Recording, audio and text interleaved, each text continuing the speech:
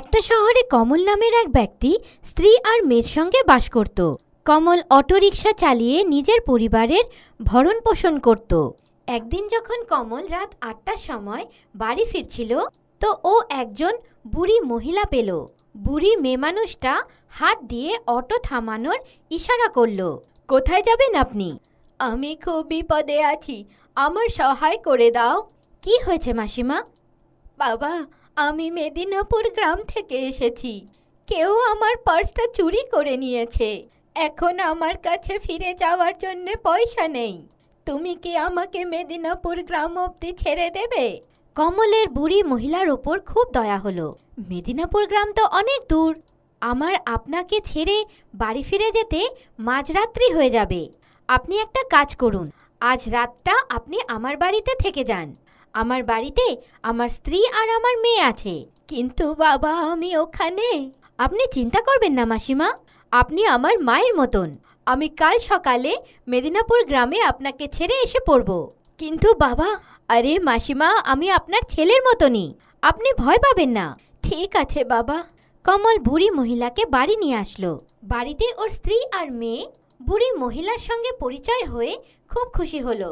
কমলের স্ত্রী বুড়ি মহিলার খুব সেবা করল। পরদিন সকালবেলা কমল বুড়ি মহিলাকে ছাড়তে মেদিনীপুর গ্রামে গেল। নিন মাসিমা, আপনার বাড়ি এসে পড়েছে। অনেক অনেক ধন্যবাদ বাবা, তুমি খুব ভালো। আসো, ভেতরে চলো। না মাসিমা, আমার ফিরে যেতে দেরি হয়ে যাবে। আমি আসি গিয়ে। দাঁড়াও, তোমার পয়সাটা তো নিয়ে যাও। আরে মাসিমা, কেমন কথা বলছেন আপনি? মায়ের কাছ থেকে কেউ পয়সা নেয়নি কি? আপনি রাখুন। বাবা, তুমি আমার অনেক সাহায্য করেছো, আমি তোমাকে এমনি যেতে দেব না। তুমি আমার সঙ্গে আসো। কমল বুড়ি মহিলার সঙ্গে গেল। বুড়ি মহিলা কমলকে বাড়ির পেছনের একটা বাগানে নিয়ে গেল। ওখানে একটা অটোরিকশা দাঁড়িয়েছিল। বাবা, এই অটোরিকশাটা আমার তরফ থেকে তোমার জন্য একটা ছোট উপহার। কিন্তু মাসিমা, আমার কাছে তো অটোরিকশা আছে, তো আমি আরেকটা অটোরিকশা নিয়ে কি করব? বাবা, এটাকে একটা মায়ের আশীর্বাদ ভেবে রেখে দাও। এটা কোনো সাধারণ অটোরিকশা নয়। সাধারণ নয় মানে? আরে, তুমি যখন এটাকে নিয়ে যাবে তখন সব জেনে যাবে। তাহলে আমি আমার অটোরিকশাটার কি করব? ওটাকে এখানেই ছেড়ে যাও। কমল বুড়ো মহিলার কথা মতে নিজের অটোরিকশাটা ওখানে ছেড়ে বুড়ি মহিলার দেওয়া অটোরিকশা নিয়ে বাড়ির দিকে ফিরে গেল। জানি না এমন কি বিশেষ আছে এই অটোরিকশায় যে মাসিমা বলছিল এটা কোনো সাধারণ অটোরিকশা নয়। মনে হচ্ছে কোনো গুপ্তধন লুকিয়ে আছে এই অটোরিকশায়। ওহ ও, আজকে খুব গরম, কত রোদ্দুর। যদি এই অটোরিকশাতে ঠান্ডা ঠান্ডা হাওয়ার জন্যে একটা এসি থাকতো। তখনই কমল নিজের ওপরে ঠান্ডা ঠান্ডা হাওয়ার অনুভব করলো। ও উপরে দেখলো তো উপরে এসি লাগানো ছিল। আরে, এই এসিটা কোত্থেকে এসে পড়লো? আগে তো ছিল না। কোথাও এই অটোরিকশাটাতে কোনো জাদু তো নেই? যদি ঠান্ডা ঠান্ডা লস্যি পেয়ে যেতাম। তখনই কমল নিজের চোখের ওপর বিশ্বাস করতে পারল না, কারণ পেছনের সিটে একটা বড় গ্লাসে লস্যি রাখা ছিল। কমল অটোরিকশাটাকে রাস্তার ধারে দাঁড় করালো আর ঠান্ডা ঠান্ডা লস্যি খেলো। আরে বাহ, গরমে ঠান্ডা ঠান্ডা লস্যি খেয়ে তো মজা এসে গেল। এখন বুঝতে পারলাম কি মাসিমা কেন বলেছিল কি এটা কোনো সাধারণ অটোরিকশা নয়, এটা একটা জাদুই অটোরিকশা। এর কাছে আমি যা চাইবো সেটা পেয়ে যাব। কমল এই কথাটা নিজের স্ত্রীকে বলার জন্যে তাড়াতাড়ি বাড়ি পৌঁছলো। আরে শুনছো, আমাদের তো লটারি লেগে গেছে। এমন কি হলো গো? জানো, ওই যে মাসিমা যে কাল রাত আমাদের বাড়িতে ছিল, উনি আমাকে কি উপহার দিয়েছে? কি দিয়েছে গো? বাইরে আসো, দেখাচ্ছি। কমলের স্ত্রী বাইরে আসলো তো বাইরে একটা নতুন অটোরিকশা দাঁড়ানো দেখতে পেল। কি গো, এটা কি উপহার? অটোরিকশা তো আমাদের কাছে ছিলই, তাহলে নতুন অটোরিকশার কি প্রয়োজন ছিল? দিতেই যদি হতো তাহলে একটা গাড়ি দিয়ে দিত। আরে, এই কথাটাই এই অটোরিকশার ভেতরে বসে বলো। কেন গো, ভেতরে বসে বললে কি অটোরিকশাটা গাড়িতে বদলে যাবে? আরে বসে বলো তো। যদি আমাদের কাছে একটা বড় গাড়ি থাকতো। তখনই ওর আশ্চর্য ঠিকানা থাকলো না যখন ও বাইরে একটা লম্বা চকচকে গাড়ি দেখতে পেল। এটা তো চমৎকার হয়ে গেল গো। আমি গাড়ি চাইলাম তো আমরা গাড়ি পেয়ে গেলাম। আরে কারণ এই অটোরিকশাটা জাদুই। এটাতে বসে তুমি যা চাইবে সেটা তুমি পেয়ে যাবে। কি জাদুই অটোরিকশা? তাহলে তো আমি এর কাছে অনেক সোনার গয়না আর নতুন নতুন জামা কাপড় চাইবো। কমলের স্ত্রী অটোরিকশার কাছে অনেক সোনার গয়না আর জামা কাপড় চাইল। অটোরিকশা সোনার গয়না আর নতুন নতুন জামা কাপড় দিয়ে ভরে গেল। শোনো, এখন যখন আমরা এই জাদুই অটোরিকশাটা পেয়ে গেছি তো আমাদের সমস্ত প্রয়োজনীয়তা পূরণ হয়ে যাবে। এখন তোমার অটোরিকশা চালিয়ে চালিয়ে এদিকে ওদিকে ঘোরাফেরার দরকার নেই। তুমি ঠিক বলছো ভাগ্যবান। এখন আমার এদিক ওদিক ঘোরার কোনো দরকার নেই। এখন তো আমাদের কাছে সব কিছু হবে।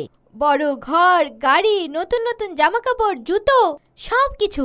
কমল যেই যেই জিনিসের নাম নিচ্ছিল সব কিছু ওর সামনে এসে পড়ল। কমল অনেক বড় লোক হয়ে গেল। একদিন যখন কমল নিজের জাদুই অটোরিকশার কাছে কিছু চাইল আর ও সেটা পেয়ে গেল, তখনই ওর পাশের বাড়ির বিক্রম এইসব দেখে ফেলল। আচ্ছা, এখন বুঝতে পারলাম এই মামুলি অটোরিকশা চালিয়ে এত তাড়াতাড়ি এত বড় লোক কেমন করে হয়ে গেছে ও। এইসব এই জাদুই অটোরিকশার চমৎকার।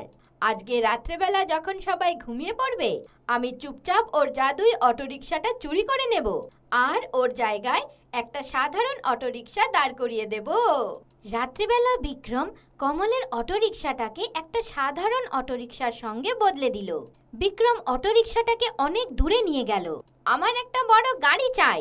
বিক্রম গাড়িটার অপেক্ষা করতে থাকলো, কিন্তু কোনো গাড়ি আসলো না। আমার একটা বড় গাড়ি চাই, কিন্তু কোনো গাড়ি আসলো না। বিক্রম অটোরিকশার কাছে অন্য জিনিসও চাইলো, কিন্তু ও কিচ্ছু পেল না। আরে, এই অটোরিকশাটা তো একটা সাধারণ অটোরিকশা, এতে তো কোনো জাদু নেই। তো আমি যে দেখলাম কমল অটোরিকশার কাছে জিনিস চাইছিল, ওটা কি ছিল? তখনই ওই অটোরিকশাটার থেকেই আওয়াজ বেরোলো, বিক্রম, এই জাদুই অটোরিকশাটা শুধু তারই ইচ্ছা পূরণ করে যে সৎ। তুমি এটা কমলের কাছ থেকে চুরি করেছো, তাই এটা তোমার কোনো ইচ্ছা পূরণ করবে না। তোমার যা চাই কমলের কাছে বলে দাও, আর যখন ও অটোরিকশার কাছে চাইবে তখন তুমি ওই জিনিসটা নিশ্চয়ই পাবে। বিক্রমের নিজের ভুলের অনুশোচনা হলো আর ও অটোরিকশাটাকে আবার কমলের বাড়ির বাইরে দাঁড় করিয়ে দিল। একটি ছোট্ট গ্রামে সাবরি আর সালোনি নামের দুটি বোন থাকতো। দুজন খুব গরিব ছিল আর ওদের মা বাবাও ছিল না। এই জন্যে ওরা সবার থেকে চেয়ে চেয়ে খেত। আর সময়ের সাথে সাথে দুটি বোন বড় হয়ে গেল। এখনো ওরা অন্যদের থেকে চেয়ে চেয়েই খেত। ওর মধ্যে সালোনি, যে কি ছোট মেয়ে ছিল, অনেক ভালো আর উদার মনের ছিল। কিন্তু সাবরির অনেক ঘ্যাম ছিল, আর ওর ঘ্যামের থাকার কারণে দুজন বোন কোনোদিনও কোনো কাজ পেত না। সালোনি এ নিয়ে অনেক চিন্তিত থাকতো। একদিনের কথা, সালোনি যখন কাজ থেকে বাড়ি ফিরল তো দেখলো যে বাড়িতে কিচ্ছুটি খাবার নেই, আর ওর অনেক খিদে পেয়েছিল। ও ভাবলো, চলো বাইরে যাই, যদি কাউকে পাই, কেউ যদি কিছু দেয়। এই ভেবে সালোনি বাড়ি থেকে বাইরে বেরোয়, কিন্তু ও সঙ্গে নিজের জলের বোতলটাও নিয়ে যায়। যদি কিছু না পাই তো জল খেয়ে নিজের পেট ভরে নেব। অনেক দূর যাবার পরেও ও কাউকে দেখতে পারল না। ওর খিদে আর জল তেষ্টা দুটোই পেয়েছিল। ও ভাবলো, চলো কিছু না তো জলই খেয়ে ফেলি। তখনই ওর সামনে কাস্তে কাস্তে একটি বৃদ্ধ মহিলা আসে। বাচ্চা, তুমি কি আমাকে একটু জল খাওয়াতে পারবে? আমার খুব খিদে পেয়েছে। কেন না ঠাকুমা? সালোনি কিছু না ভেবে নিজের জল ওই বৃদ্ধ মহিলাকে দিয়ে দেয়। ওই বৃদ্ধ মহিলা খুশি খুশি জলটা খেয়ে নেয়। তুমি তো তোমার সব জল আমাকে দিয়ে ফেললে, এখন তুমি কি খাবে? কোনো ব্যাপার না ঠাকুমা, আমি বাড়ি গিয়ে খেয়ে নেব। সালোনির এই কথা বলতেই বৃদ্ধ ঠাকুমা একটি সুন্দর পরীতে পরিণত হয়ে যায় আর ওকে বলে, সালোনি, তুমি খুব ভালো আর উদার মনের। আমি খুব প্রসন্ন তোমার থেকে। আমি তোমার ব্যাপারে সব কিছু জানি, আর এই জন্যে তোমার সাহায্য করতে এসেছি। এই জন্যে তোমাকে উপহার দিতে চাই। এরম বলতেই পরীর হাতে হঠাৎ একটা বাসন এসে যায় আর ও সালোনিকে দিয়ে দেয়। এই নাও, এইটা একটা জাদুই বাসন। এইটা তোমার অনেক কাজে আসবে। এটা দিয়ে তুমি যে খাবারের জিনিস চাইবে এ বানিয়ে তোমাকে দিয়ে দেবে। কিন্তু হ্যাঁ, একটা কথা মনে রেখো, যখন তুমি এটা আটকাতে চাইবে তখন এটাকে বলবে রয়ে যাও, এখন আমার পেট ভরে গেছে। তখন এই খাবার বানানো বন্ধ করবে, না হলে কিন্তু এ থামবে না। এতটা বলে ওই জাদুই পরী ওইখান থেকে গায়েব হয়ে যায়। সালোনি খুশি খুশি বাড়ি ফেরে আর সাবরিকে ওই জাদুই পরী আর ওর দেওয়া বাসনের ব্যাপারে বলে। কি বাচ্চাদের মতো কথা বলছো? বাসন আবার এরম কাজ করতে পারে নাকি? কিন্তু শোনো তো, এটা একটা জাদুই বাসন। এখন আমার অনেক খিদে পেয়েছে, তোমার খাবার আছে তো, এসো। সালোনি বাসন থেকে মিষ্টি ভাত চায়, আর এ কি, মিষ্টি ভাত বাসন থেকে বেরোতে থাকে। তখনই ওর বোন এইসব দেখে আশ্চর্য হয়ে যায় আর ও ওর সঙ্গে খাবার খেতে চলে আসে। এখন তো তোমার বিশ্বাস হলো যে এটা একটা জাদুই বাসন? ঠিক আছে, ঠিক আছে। এখন সালোনি খুশি খুশি রোজ কাজে যায় আর ওর এখন খাবারের কোনো চিন্তা থাকে না। এখন ও কাজ পাক না পাক ও সব সময় খুশি থাকতো। ওকে এরকম খুশি থাকতে দেখে ওর প্রতিবেশী আর বান্ধবী খুব আশ্চর্য হলো যে সালোনি তো রোজ ওর কাছে খাবার চাইতে আসতো, কিন্তু আজকাল কেন আসে না আর ও এত খুশিও থাকে। আর এইটা জানার জন্যে ও সালোনির বাড়িতে যায়। ওইখানে দেখে যে একটা বাসন রাখা আছে আর দুটি বোন খাবার খেতে থাকে। আরে রানী, এসো এসো, আমার সাথে বসে খাবার খাও। তুমিও তো আমাদের কতবার খাবার খাইয়েছো। রানীও সবার সাথে খাবার খেতে থাকে। তখনই রানীর মনে একটা কথা ঘোরে যে এটা কিসের বাসন যে এত খাবার বেরোচ্ছে। তখনই ও সালোনিকে জিজ্ঞাসা করে, এত খাবার কি করে বেরোচ্ছে? এটা একটা জাদুই বাসন, এর থেকে যা খাবার চাইবে এ বানিয়ে দেবে। রানীর মনেও একটা খেয়াল আসে, কেননা আমিও রোজ খাবার চেয়ে নিজের আর নিজের ঘরের লোকের পেট ভরে দিই, আর মাকেও খাবার বানাতে হবে না। একদিনের কথা, দুজন বোন কোথাও ঘুরতে যায়। এই দেখে রানী সাবরি আর সালোনির ঘরে ঢুকে পড়ে আর ও বাসনের থেকে মিষ্টি ভাত চায়। আর যেই রানী ওকে ভাত বানানোর আদেশ করে, ওই বাসন থেকে মিষ্টি ভাত বেরোনো শুরু হয়ে যায়। রানী অনেক খুশি হয়ে যায় আর দেখতেই দেখতে ভাত বাসন থেকে বাইরে পড়তে থাকে। আরে ব্যাস ব্যাস, আমার এতটাই চাই, এর থেকে বেশি চাই না। কিন্তু বাসন থামার নামই নেয় না আর ভাত বাইরে ছড়াতেই থাকে। রানী ঘাবড়ে যায় যে কি করে, আর দেখতেই দেখতে পুরো বাড়িতে ভাত ছড়িয়ে যায় আর বাইরেও বেরোতে থাকে। হঠাৎ দুজন বোন বাড়িতে ফিরে আসে আর বাইরে এত ভাত দেখে দুজন আশ্চর্য হয়ে যায়। সালোনি সাবরিকে জিজ্ঞাসা করে, সাবরি, তুমি কি বাসনকে কিছু আদেশ দিয়েছিলে? না তো।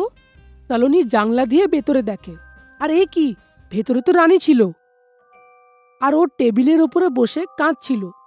সালোনি বাইরে থেকে বলে, আমার পেট ভরে গেছে, এখন থামো। সালোনির আওয়াজ শুনে বাসন থেকে খাবার বেরোনো বন্ধ হয়ে যায়।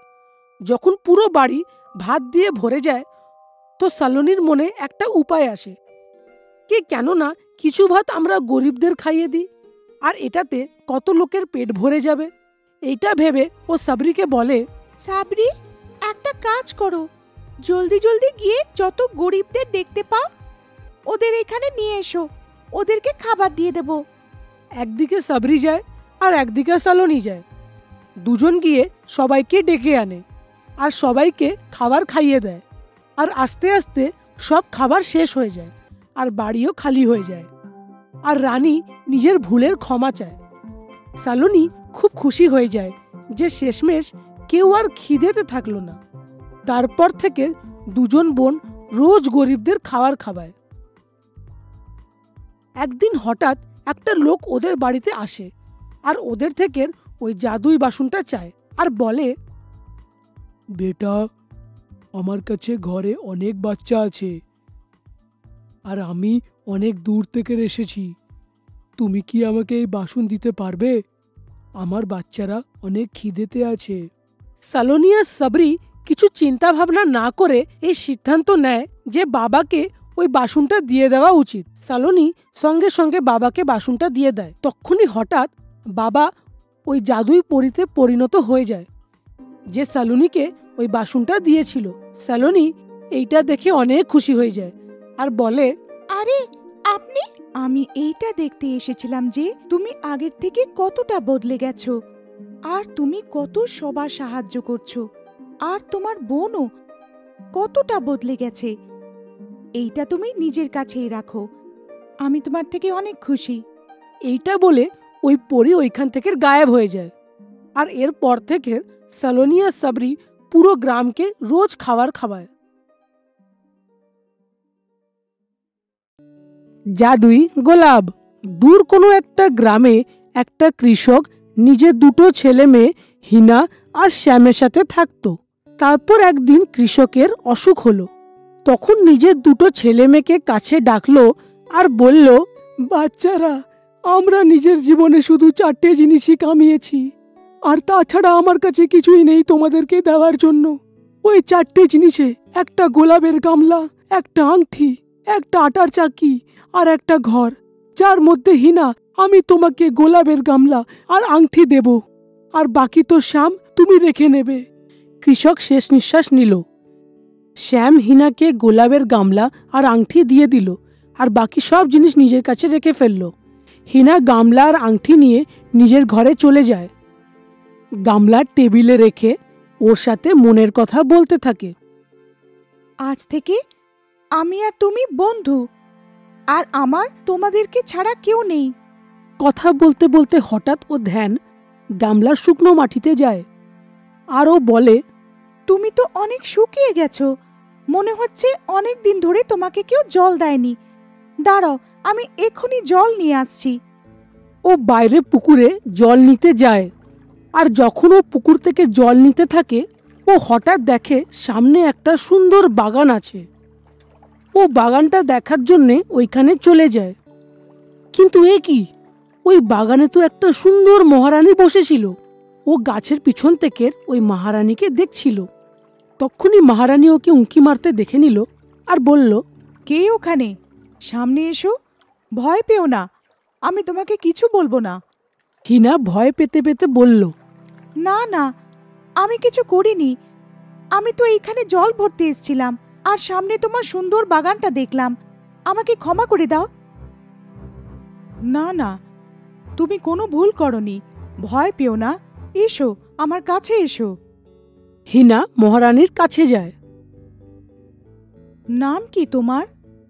কি করো তুমি? কোথায় থাকো? তুমি কি খাবার খেয়েছো? আমি মহারানী, এই কাছেই থাকি। বসো কিছুক্ষণ, আমার সাথে খাও। ও যায় আর মহারানীর সাথে খেতে থাকে, আর মনে মনে ভাবে যে কত সুস্বাদু খাবার এটা। এইরকম খাবার তো আগে কোনোদিনই খাইনি। মহারানী, আপনার অনেক অনেক ধন্যবাদ। এইরকম খাবার আমি আগে কোনো দিন খাইনি, কিন্তু এর বিনিময়ে আমি আপনাকে কি দিতে পারি? আমার কাছে একটা গোলাপের গামলা ছাড়া তো আর কিছু নেই, আর যেটা আমার কাছে প্রাণের চেয়ে প্রিয়, কিন্তু ওটা আমি আপনাকে উপহার রূপে দেব নিশ্চয়ই। আমি এক্ষুনি নিয়ে আসছি। ও জল নিয়ে নিজের বাড়ি যায়, আর বাড়ি গিয়ে কি দেখে যে ওর ঘরে গোলাপের জায়গায় অন্যই গাছ লাগানো আছে, আর সেটাও অনেক শুকিয়ে গেছে। এইটা দেখে ও অনেক চিন্তিত হয়ে যায়। আমার গোলাপের গামলা কোথায় গেল? কেউ চুরি করে নিয়েছে। ও নিজের ভাইয়ের কাছে যায় আর জিজ্ঞেস করে, দাদা, তুমি আমার গোলাপের গামলাটা দেখেছো কি? মনে হচ্ছে কেউ এটা চুরি করে নিয়েছে। না তো, আমি দেখিনি। তুই কোথাও রেখে দিয়ে থাকবি। চিন্তিত হয়ে ও ওই গাছে জল ঢালতে থাকে, আর তখনই গাছের থেকে আওয়াজ আসে, দাঁড়াও, আমার কথা শোনো। তুমি আমাকে বাইরের বাগানে লাগিয়ে দাও, আর শ্যামের ঘরে যাও, আর ওইখানে বিছানার নিচে তুমি ওই গোলাপের গামলাটা পাবে, যেটা তোমার ভাই শ্যাম চুরি করে ওইখানে রেখে দিয়েছে, আর ওর জায়গায় আমাকে এইখানে রেখে দিয়েছে। ও অনেক খুশি হয়ে যায়, আর খুশি খুশি ওই গাছটাকে বাগানে লাগিয়ে দেয়। এরপরে ও শ্যামের ঘরে যায়, আর বিছানার নিচে উঁকি মারে তো ও ওইখানে গোলাপের ফুলটা দেখতে পারে। ও ওইটাকে ওইখান থেকে বের করে আর নিজের ঘরে নিয়ে যায়, আর ওকে জল দিতে দিতে বলে, আমি তোর জন্যে খুব ভালো একটা জায়গা খুঁজেছি। তুই খুব খুশি থাকবি ওইখানে। খুব বড় বাড়ি, মহল আর রানী, বড় বাগান, আর তোকে আমি রোজ দেখতে আসবো এখানে। এইখানে কি আছে? এখানে তো একটা ছোট ঘর আছে, আর আমি খুশিও রাখতে পারবো না তোকে। এই জন্যে আমি তোকে ওই মহারানীকে দিয়ে দেব। ও গোলাপের গামলা নিয়ে মহারানীর কাছে যায় আর মহারানীকে বলে, মহারানী, আমি আপনার জন্য গোলাপের ফুল নিয়ে এসেছি। এইটা খুব সুন্দর আর এইটা আমার প্রাণের চেয়েও প্রিয়। এইটাকে আপনাকে উপহার দিলাম। মহারানীর গোলাপের ফুল দেখে কিছু পুরনো দিনের কথা মনে পড়ে যায়। মহারানী মনে মনে বলে, আরে, এটা তো ওই গোলাপের ফুল যেটা আমি অনেক বছর আগে ওই কৃষককে দিয়েছিলাম, যখন ওই জাদুঘরটা আমার ছেলেকে নিজের জাদু দিয়ে গোলাপের ফুল বানিয়ে দিয়েছিল। মহারানীর ওই জাদুঘরের বলা কথা মনে পড়ে যায় যে 15 বছর পর যখন তুমি এই গোলাপের ফুলকে হাত লাগাবে তখন এই সুন্দর রাজকুমারের রূপে পরিণত হয়ে যাবে। মহারানী হঠাৎ ওই গোলাপের ফুলটাকে হিনার হাত থেকে নেয়। তখনই গোলাপের ফুলটা সুন্দর রাজকুমারের রূপে পরিণত হয়ে যায়। এইটা দেখে মহারানী আর হিনা অনেক খুশি হয়ে যায়। মহারানী হিনাকে বলে, হিনা, আমি তো ভুলেই গেছিলাম যে এই কথার 15 বছর হয়ে গেছে। অনেক ধন্যবাদ তোমাকে যে তুমি আমার রাজকুমারকে আমার কাছে আবার পৌঁছে দিলে। হিনা জেরামি বাড়ি যেতে লাগে, রাজকুমার পিছন থেকে আওয়াজ দেয়, দাঁড়াও হিনা, তুমি কোথায় যাচ্ছ? তুমি তো আমার অনেক দেখাশুনো করেছো, তুমি আমার অনেক ভালো বন্ধু, আমি তোমাকে বিয়ে করতে চাই। রাজকুমারের এই কথা শুনে হিনা অনেক খুশি হয়ে যায় আর খুশি খুশি দুজনের বিয়ে হয়ে যায়।